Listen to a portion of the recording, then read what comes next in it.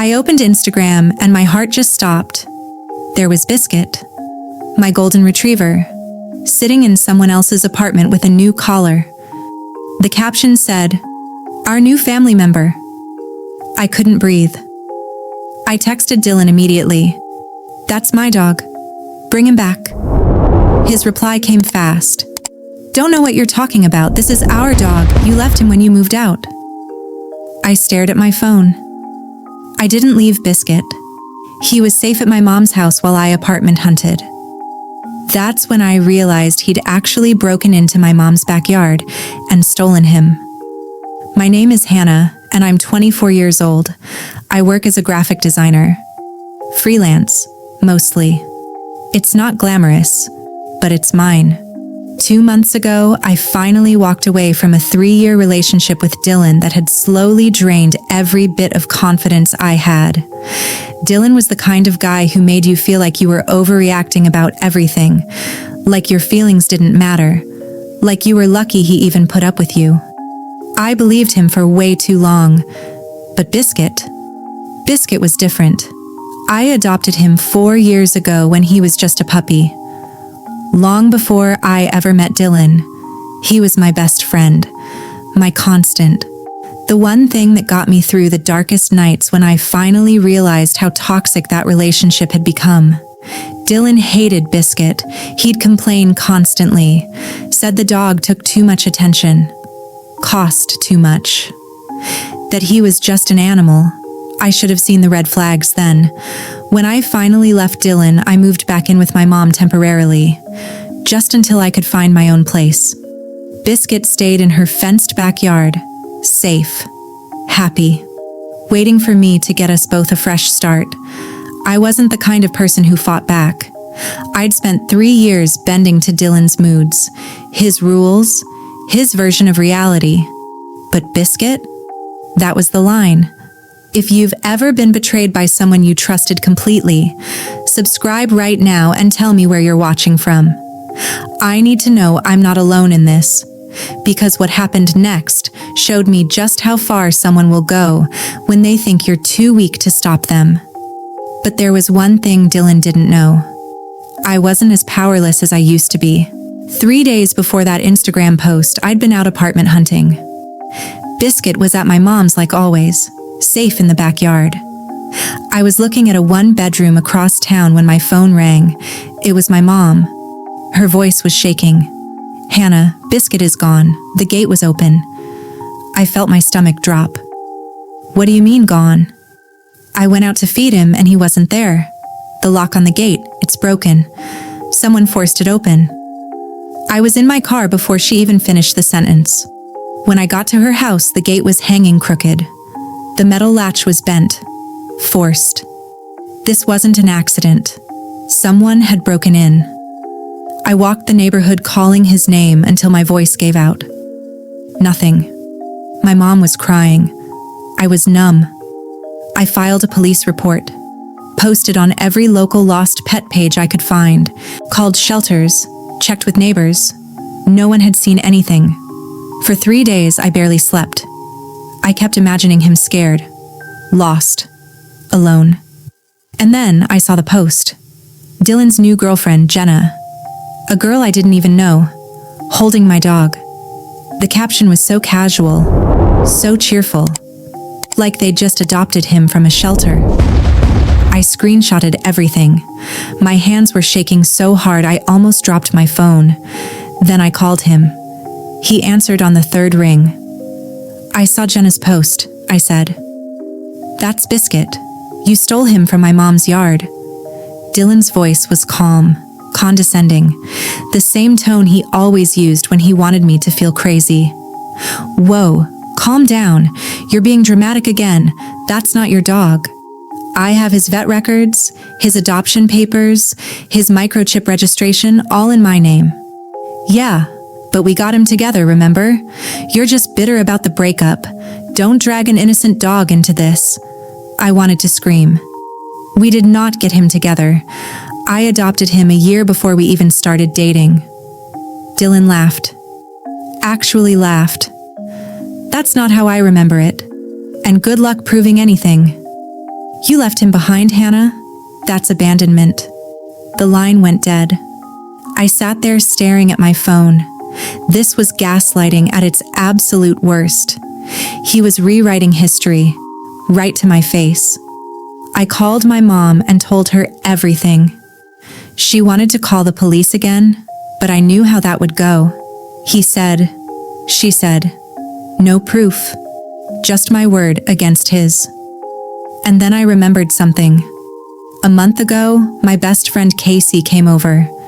She's one of those tech-savvy people who always has the latest gadget. She'd been helping me pack and saw how stressed I was about the move. You know what? She'd said, I'm putting a GPS tracker on Biscuit's collar. I'd laughed. That's a little paranoid, don't you think? Just humor me. It's tiny, waterproof, rechargeable. You'll never even notice it. If anything ever happens, you'll thank me. I'd let her do it just to make her happy. Now, I was about to thank her. I grabbed my laptop and opened the tracking app. And there he was, a blinking blue dot on a map, 12 miles across town, right at Dylan's new address. I sent Dylan a screenshot of the tracker location, proof, undeniable proof that Biscuit was at his apartment. Hours passed, no response. Then finally, late that night, my phone lit up. You're literally stalking me now? This is insane. I'm blocking you. And just like that, he did. Blocked my number. Blocked me on every social media platform. I tried reaching Jenna through a mutual friend. Maybe she didn't know. Maybe she'd listen. But the friend came back with a message. Jenna says Dylan told her you're obsessed and unhinged. She doesn't want to get involved. I felt so isolated, like I was screaming into a void and no one could hear me. Then Dylan posted an Instagram story. Crazy how some people can't move on, accusing others of theft because they're jealous. Get help. My phone started buzzing, messages from mutual friends. Hey, are you okay? I heard about the dog thing. That's kind of intense. Maybe you should talk to someone? They all thought I was having a breakdown. Dylan was twisting the narrative, making himself the victim, making me the crazy ex who couldn't let go. One mutual friend, Tyler, texted me directly. Hey, I heard about the dog thing. Maybe you should let it go. Dylan seems really happy now. I stared at that message for a long time. Let it go. Like Biscuit was just some object I was being petty about. My mom offered to go to Dylan's apartment herself, to demand Biscuit back, but I couldn't let her do that. I didn't want her in the middle of this, so I went myself. Big mistake. I showed up at Dylan's apartment unannounced. My heart was pounding as I knocked on the door. Dylan opened it. When he saw me, his face twisted into this smug smile. Hannah, this is harassment. I just want my dog back. That's when Jenna appeared behind him. She was holding Biscuit on a brand new leash. She smiled at me. This fake, syrupy, sweet smile. Dylan told me you two shared custody and you gave him up because you couldn't afford him anymore. I tried to keep my voice steady. That's a lie. He broke into my mom's yard and stole him. Dylan cut me off. You know what? I'm calling the cops if you don't leave right now. This is my apartment and you're trespassing. Fine. Call them. I'll show them the GPS tracker data and the vet records. Dylan paused. Then he laughed again. A tracker? You bugged your own dog? That's creepy, Hannah. And also, it doesn't prove anything. You could have put that on any dog. Biscuit heard my voice. He started whining, pulling toward me. I could see his tail wagging. He recognized me. Jenna pulled him back. See? He's fine here. Just go. Dylan slammed the door in my face. I sat in my car for 20 minutes, crying. But underneath the tears, something shifted. I wasn't going to beg anymore. I was going to make him pay. I drove home and opened my laptop. The GPS tracker app showed everything. A complete timeline of Biscuit's movements. Biscuit had been at my mom's address until 2:17 p.m. 3 days ago. Then he moved, rapidly, in a vehicle, straight to Dylan's apartment. He'd been there ever since. What they didn't know was that I'd been documenting everything. Casey had told me when she installed the tracker, if anything ever happens, this thing logs everything. Location history, timestamps, even speed of movement. It's cloud-backed. No one can erase it. And I had more than just the tracker. I had Biscuit's adoption papers, only my name on them. Vet records spanning 4 years, only my name. Microchip registration, only my name. Photos and videos of Biscuit time-stamped from before I even met Dylan. Dylan's arrogance was his weakness. He thought I was too passive to fight back. Then I remembered something else. My mom's backyard security camera. I called her. "Mom, do you still have the footage from your backyard camera?" She checked. The camera had caught it. A figure matching Dylan's build forcing the gate open, luring Biscuit into a car with treats. The footage was grainy, but combined with the GPS data, it was damning. Dylan thought he could rewrite the story, but I had receipts.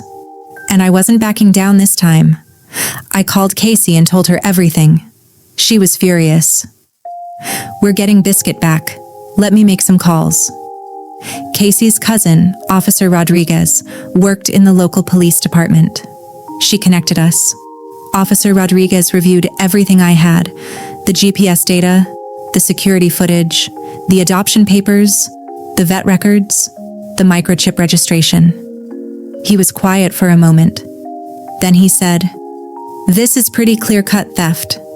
The microchip alone proves ownership. We can pay him a visit." I felt a rush of relief so strong I almost cried. "What if he denies it again?" I asked. "What if Jenna lies for him?" "Let him try. The evidence doesn't lie." Meanwhile, Dylan just kept getting more arrogant. He posted another photo of Biscuit on Instagram. The caption said, "Some people just can't handle change. Moving forward with my real family." Friends were commenting, congratulating him. No one knew the truth. Tyler reached out again. "I don't want to get involved, but Dylan's saying you're threatening him. Maybe just let him have the dog?" I was done being polite. "Tyler, he stole my dog. I have proof. If you don't believe me, that's on you." Tyler didn't reply. The day before the planned police visit, Casey came over. We printed out all the documents, organized the GPS data into a clear timeline, saved the security footage to a USB drive.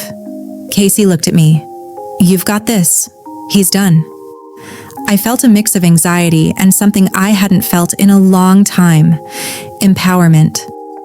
That night, Dylan texted me from a new number. "Stop trying to ruin my life. Jenna loves Biscuit. He's happy here. You're just being selfish." I didn't reply. I just screenshotted it and added it to my evidence folder. Tomorrow, I'd stop explaining. I'd stop defending. I'd just show up with the truth. The next morning, I met Officer Rodriguez outside Dylan's apartment building. My hands were shaking, but I was ready. Officer Rodriguez knocked on the door. Dylan answered. When he saw the officer, he looked confused. Then he saw me standing behind him. His face went pale. "Morning," Officer Rodriguez said. "I'm Officer Rodriguez. We've received a report of a stolen pet. Can we come in?" Dylan's voice went defensive immediately. "Stolen? No, there's been a misunderstanding. This is my dog. The dog in question is microchipped and registered to Ms. Hannah Lewis. Do you have any ownership documents?" Dylan stumbled over his words. We got him together. She's lying." I stepped forward, calm, holding the folder of papers. "I adopted Biscuit 4 years ago, a year before I even met you. Here's the adoption certificate, vet records, microchip registration, all in my name only." Dylan turned to the officer. She's obsessed with me. She's making this up because we broke up. Officer Rodriguez didn't blink. Sir, we also have GPS tracking data showing the dog was taken from another address 3 days ago and brought here. And security footage of someone matching your description forcing entry into the yard.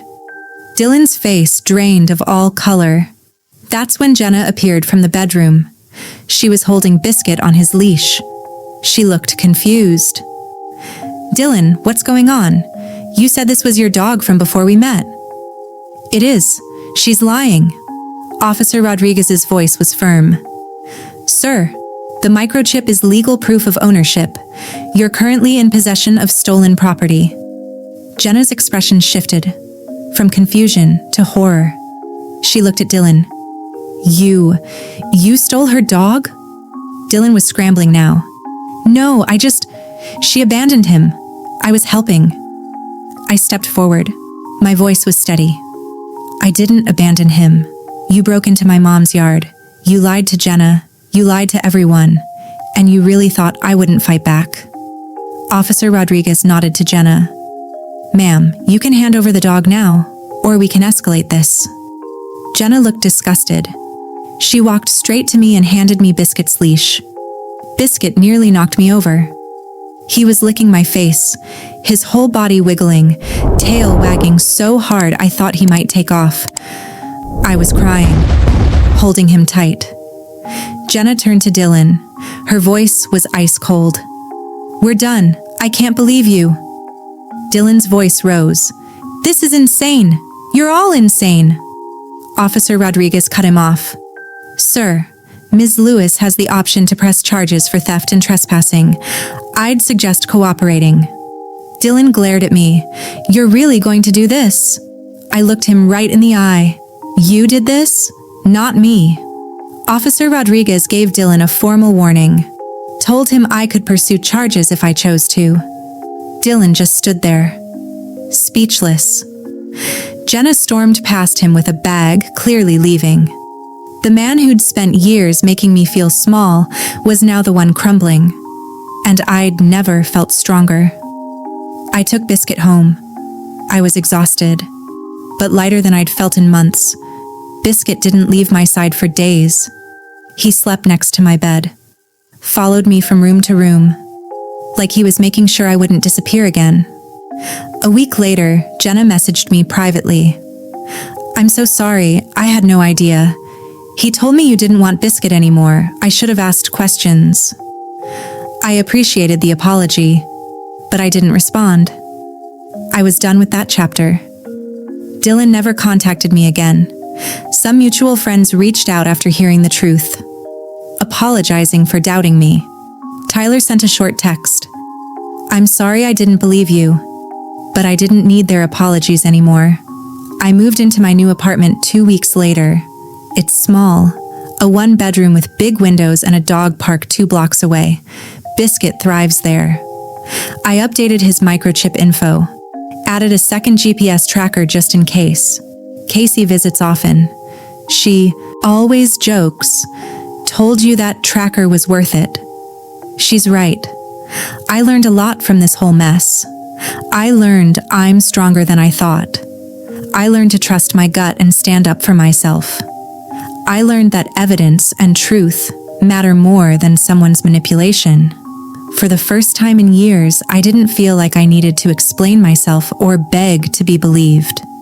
Biscuit was home, and so was I. If you've ever had to stand up to someone who thought they could walk all over you, hit that subscribe button. Seriously, your story matters. Drop a comment telling me where you're watching from.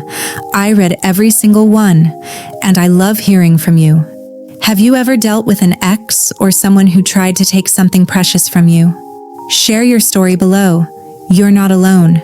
And if you have a pet, maybe consider that GPS tracker. You never know. Thanks for watching. I'll see you in the next one. And give your dog an extra hug for me today. Right now, Biscuit is curled up next to me on the couch, and I wouldn't have it any other way.